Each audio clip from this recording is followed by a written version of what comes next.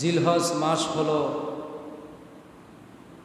হিজরি সনের সর্বশেষ মাস। আরবি মাসের সর্বশেষ মাস হচ্ছে জিলহজ মাস। মুহররম থেকে হিজরি সন শুরু হয়ে যাবে।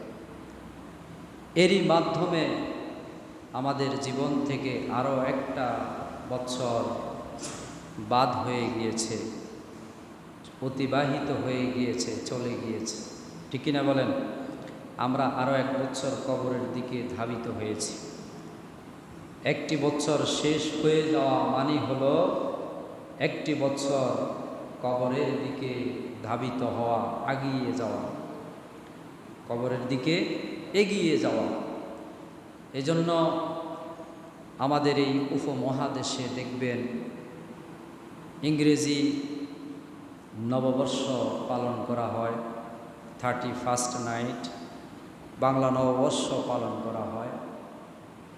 এটা আবিষ্কার হয়েছে ইয়াহুদি নাসারা মুশরিকদের কাছ থেকে, সেই ইউরোপ আমেরিকা থেকে। দুঃখজনক বিষয় হলেও সত্য, অনেক মুসলমান এটার সাথে একাত্মতা পোষণ করে 31st নাইট পালন করে। পহেলা বৈশাখ নামক পয়লা অভিশাপ অনেক মুসলমানের সন্তানরাও পালন করে কি করে না? করে, যেটা সম্পূর্ণ গর্হিত কাজ, গোস্তাকি কাজ, ইসলাম বিরোধী কাজ, শরীয়ত বিরোধী কাজ, যেটা করার কারণে মুসলমান নিত্য নিয়ত কবিরা গুনাহের মধ্যে মোতাওয়ালা হচ্ছে, নিত্য নিয়ত মহা ধরনের পাপের মধ্যে পতিত হচ্ছে, যেটা করা আদৌ কোনো মুসলমানের জন্য ঠিক নয়। কিন্তু এটাও দুঃখজনক বিষয়, মুসলমানদের নববর্ষ মুসলমান জানে না। আজকে যে মুসলমানের হিজরি সনের 28 তারিখ চলতেছে আজকে, এখন যে শেষ মাস জিলহজ মাস, এটা অনেকেই জানে না। আর 2 দিন পরে মুসলমানদের নববর্ষ আসতেছে। ঠিক কিনা বলেন?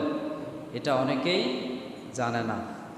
এই নববর্ষে আমাদের কি করণীয়? করণীয় হচ্ছে আমার জীবন থেকে একটা বছর অলিন্দ হয়ে গেছে, একটা বছর আমার জীবন থেকে অতিবাহিত হয়ে গেছে। কান্নাকাটি করা, এক বছর আমি কবরের দিকে এগিয়ে গেলাম, ধাবিত হলাম। এক বছর যদি বেশি বাঁচতাম, সে এক বছর আমার জীবন থেকে কমে গেল। কান্নাকাটি করা, তওবা ইস্তেগফার করা, আগামী বছর যেন আমার সুন্দরভাবে কাটে, সুন্দরভাবে যায়, এই জন্য আল্লাহর কাছে তৌফিক কামনা করা। ঠিক কিনা বলেন?